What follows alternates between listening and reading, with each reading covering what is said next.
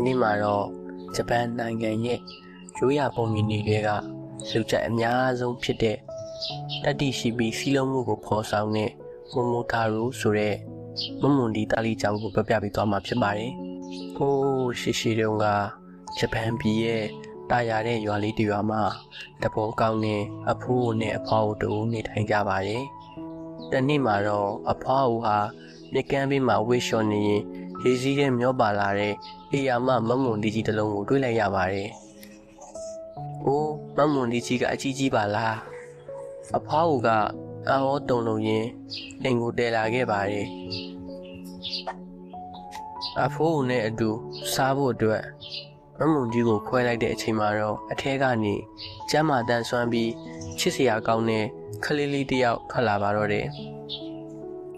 လူတို့ဟာခလေးလေးကိုမိုမိုတာရိုလို့အမည်ပေးပြီးတာအရင်လေးလိုပဲအဖိုးတန်စွာပြုစုပြောထောင်ခဲ့ကြပါတယ်။မိုမိုတာရိုဟာအရွယ်ရောက်လာတဲ့အခါ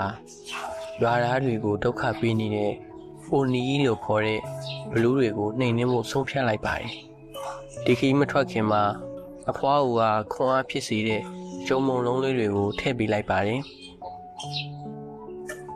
မိုမိုတာရိုဟာတောအုပ်ထဲကိုဖျက်ချော်လာရင်လမ်းခရီးမှာခွေးတစ်ကောင်မြောက်တစ်ကောင်နဲ့ရွှေငှက်တစ်ကောင်တို့နဲ့တွေ့ဆုံခဲ့ပါတယ်။မိုမိုတာရိုမင်းစီကမုံလုံးလေးတစ်လုံးပေးရင်ငါတို့လည်းမင်းနဲ့အတူဘလူးတွေကိုလိုက်နှိမ်နှင်းပေးပါမယ်လို့သူတို့ကကတိပေးခဲ့ကြပါတယ်။ဒီလိုနဲ့မတူညီတဲ့အရေးချင်းရှိတဲ့လူငယ်ချင်းလေးဦးကစီစီလုံးလုံးနဲ့ဘလူးကျွန်းစီကိုချီတက်ခဲ့ကြပါတော့တယ်။ပင်လယ်ပြင်ကိုဖျက်ချော်ပြီးတဲ့နောက်မှာတော့မိုမိုတာရိုနဲ့အဖွဲဟာအမောင်တူဖုံးရမ်းနေပြီး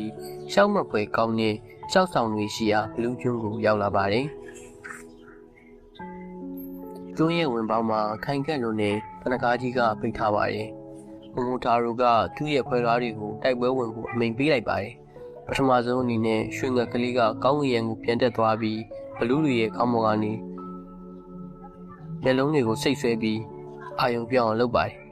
ဘလူးတွေဟာကောင်းကင်ကရန်သူတွေကိုခုခံရင်ကမောက်ကမဖြစ်ကုန်ကြပါတယ်။အဲဒီချိန်မှာမြောက်ကလေးကတော့တင်မြန်တဲ့အချိန်နဲ့ရှောင်းရံတွေကိုတွဲတက်သွားပြီးတော့ခိုင်ခန့်တဲ့တနကားကြီးကိုအတွင်းဘက်ကနေဖွင့်ပြလိုက်ပါတယ်။တကားပွင့်သွားတာနဲ့ခွေးကလေးကရှေ့ဆုံးကနေပြေးဝင်ပြီးဘလူးတွေရဲ့ခြေထောက်ကိုတိုက်ခဲကသူတို့ရဲ့လှုပ်ရှားမှုကိုဟန်တားလိုက်ပါတော့တယ်။မိုမိုတာရိုဟာသူ့ရဲ့ဓာတ်ကိုဆွဲထုတ်ပြီးဘလူးတွေကြားထဲကိုရဲရဲဝံ့ဝံ့တိုးဝင်သွားပါတယ်။သူကအဖွားကိုပေးလိုက်တဲ့ခီပီတန်းကိုမုံလုံးတွေကိုစားထားတာကြောင့်